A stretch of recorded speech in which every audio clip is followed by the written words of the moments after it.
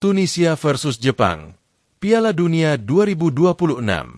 Halo pecinta bola, apa kabar?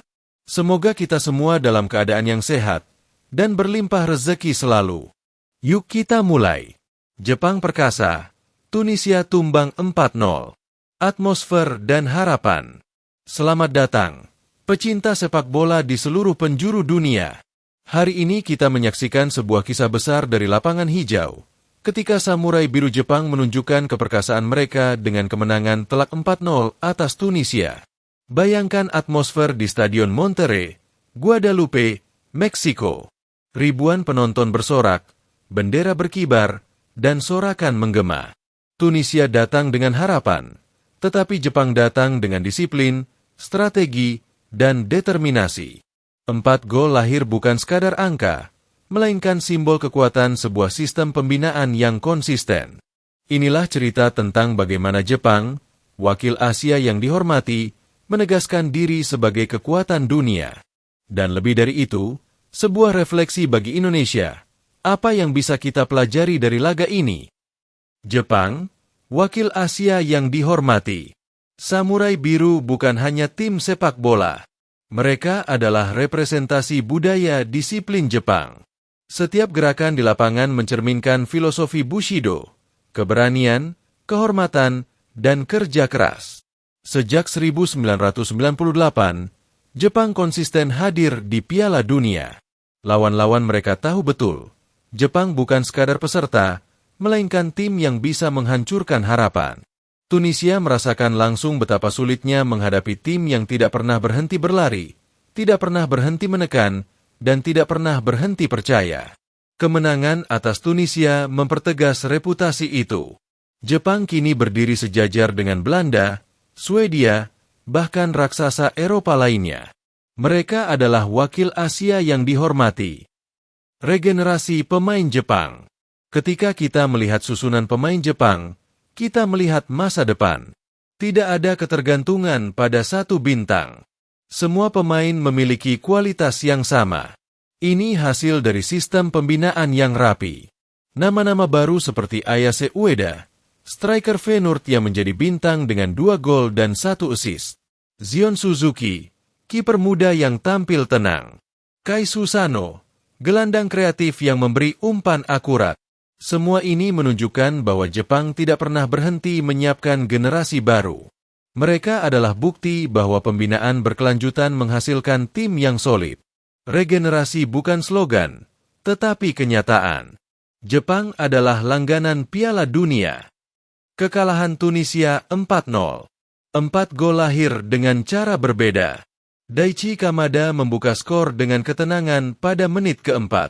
Ayase Ueda menghancurkan pertahanan dengan tendangan keras di menit ke-31. Lalu menambah gol lewat sundulan di menit ke-84. Junya Ito menambah luka bagi Tunisia dengan gol indah di menit ke-69. Tunisia mencoba bertahan, mencoba menyerang, tetapi Jepang terlalu solid.